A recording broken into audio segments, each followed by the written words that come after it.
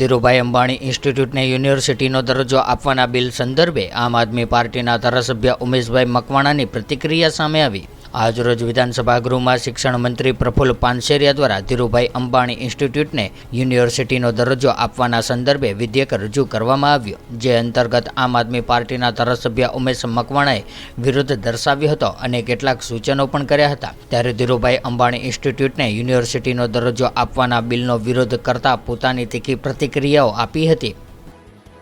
આજે ગૃહની અંદર માનનીય મંત્રી શ્રી પ્રફુલ્લભાઈ પાનસેરિયા શિક્ષણ મંત્રી શ્રી જે વિધાયક ક્રમાંક number 8 Dhirubhai Ambani institute of information and communication ટેકનોલોજીનું જે સુધારાયક વિધાયક બિલ લઈને આવ્યા છે, એમાં ગૃહની અંદર આમ આદમી પાર્ટીએ આ બિલમાં ઘણા બધા સૂચનો આપ્યા છે અને સાથોસાથ આ બિલનો ગૃહની અંદર માનનીય મંત્રીશ્રી પાસે ઘણા બધા એવા કલમો છે કે એને સુધારવાના સૂચનો ગૃહની મારફત આપવામાં આવ્યા છે। આમ જોઈએ તો ગુજરાતની અંદર સરકારી યુનિવર્સિટી કરતાં પ્રાઇવેટ યુનિવર્સિટીનું પ્રમાણ ચિંતાજનક વધી રહ્યું છે, જે આપણી ગુજરાતની જનતા માટે આવનારા સમયમાં ખૂબ ચિંતાનો વિષય છે। સાથોસાથ આ જે બિલ માનનીય મંત્રીશ્રી લઈને આવ્યા છે, એટલે કે ધીરુભાઈ અંબાણી ઇન્સ્ટિટ્યૂટને યુનિવર્સિટીનો દરજ્જો આપવાનું આ બિલ છે। સાથોસાથ આ બિલનો અભ્યાસ કરતાં જાણવા મળ્યું છે કે આ બિલની અંદર ઘણી બધી એવી બાબતો છે કે જે ભવિષ્યમાં ગુજરાતની જનતા માટે અને દેશની જનતા માટે ખતરારૂપ છે।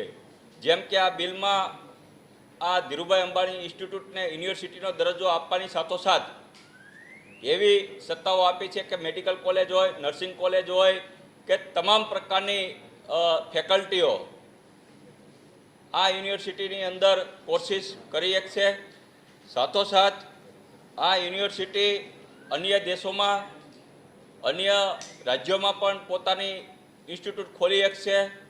સાથોસાથ અન્ય ભાગીદારો સાથે ભાગીદારી પેઢી પણ કરી શકશે।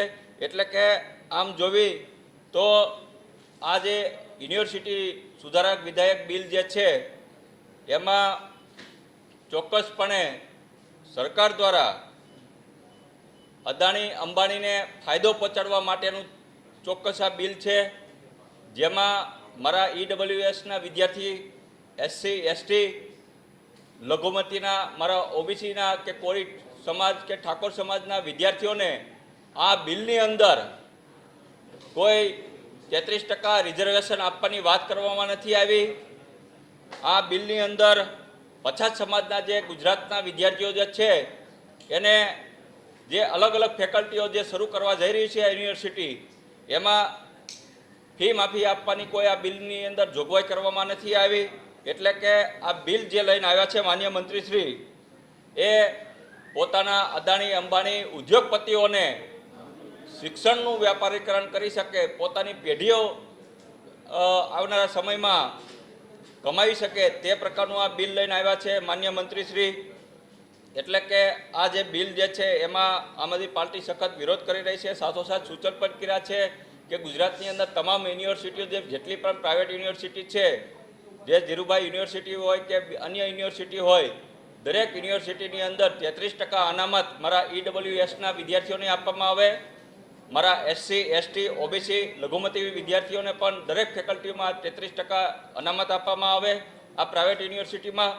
સાથોસાથ આવા જે વિદ્યાર્થીઓ છે, જે પછાત વર્ગના વિદ્યાર્થીઓ છે, ખેડૂતના વિદ્યાર્થીઓ છે, ખેત મજૂરના વિદ્યાર્થીઓ જે છે, એને સંપૂર્ણ ફી કાં યુનિવર્સિટી માફ કરવામાં આવે અથવા તો સંપૂર્ણ ફી પ્રાઇવેટ યુનિવર્સિટીની અંદર રાજ્ય સરકાર તમામ ભોગવે તેવી પણ ગૃહની મારફત મેં એક સૂચન કરવામાં આવ્યું છે। આમ તમે જોયું છે તો ગુજરાતની મોટાભાગની જંગલની જમીન, ગૌચરની જમીન મોટાભાગના પોતાના માનીતા ઉદ્યોગપતિ અદાણી અંબાણીને આપવામાં આવી રહી છે। એમાં મોટી મોટી લોનની વાત કરવાની હોય કે અન્ય ઉદ્યોગોમાં કરોડો રૂપિયાની GST કે ટેક્સ માફ કરવાના હોય, આવું બધું રાજ્ય સરકારે આપ્યું છે, એમાં અમારો કોઈ વાંધો નહોતો। પણ આજે આ અંબાણી કે અદાણીને યુનિવર્સિટી એટલે કે શિક્ષણમાં વ્યાપારીકરણ જે કરવા થઈ રહ્યું છે એમાં ખૂબ ચિંતાનો વિષય છે. જો આવા ઉદ્યોગપતિઓને વેપારીકરણ કરવાનું, વેપાર કરવાનું શિક્ષણમાં જો છૂટ આપવામાં આવશે તો ગુજરાતની જનતા માટે અને દેશની જનતા માટે આવનારા સમયમાં એક ખતરાનો ઘંટો વાગશે. કારણ કે આમાં પછી આ લોકો એટલી બધી ફી વસૂલવાના છે કે જે સામાન્ય ઘરના વિદ્યાર્થીઓ છે, ગરીબ વર્ગના છે, અમારા કોળી સમાજના વિદ્યાર્થીઓ છે એ ઉચ્ચ અભ્યાસ કરી શકશે નહીં. અને એની સામે જે સરકારી યુનિવર્સિટી છે, માની લો કે અમારું ભાવનગરની વાત કરો તો કૃષ્ણકુમારસિંહજી મહારાજ યુનિવર્સિટી જે છે સરકારી યુનિવર્સિટી, તો આજે એની હાલત બદતર હાલત કરી નાખી છે. પૂરતા પ્રોફેસરો નથી, તજજ્ઞ પ્રોફેસરો નથી અને જે છે ઇન્ફ્રાસ્ટ્રક્ચર એ ખૂબ જ જર્જરિત થઈ ગયેલું છે. ગાંધીજીએ પણ અમારા ભાવનગર યુનિવર્સિટીમાં સામરદાસ કોલેજમાં અભ્યાસ કર્યો હતો. એ જ અભ્યાસ સામરદાસ કોલેજમાં રહીને, હોસ્ટેલમાં રહીને અભ્યાસ મહાત્મા ગાંધીજીએ કર્યો હતો. આજે પણ એ હોસ્ટેલ એ જ અવસ્થામાં છે જે 130 વર્ષ પહેલાં એ હોસ્ટેલ બની હતી. એમાં પણ સુધારો કરવામાં નથી આવ્યો. એટલે કે જે સરકારી યુનિવર્સિટી છે, સરકારી કોલેજો છે, એનું ઇન્ફ્રાસ્ટ્રક્ચર આજે તમે જોઈ રહ્યા છો તો ખૂબ જ જર્જરિત થઈ ગયું છે.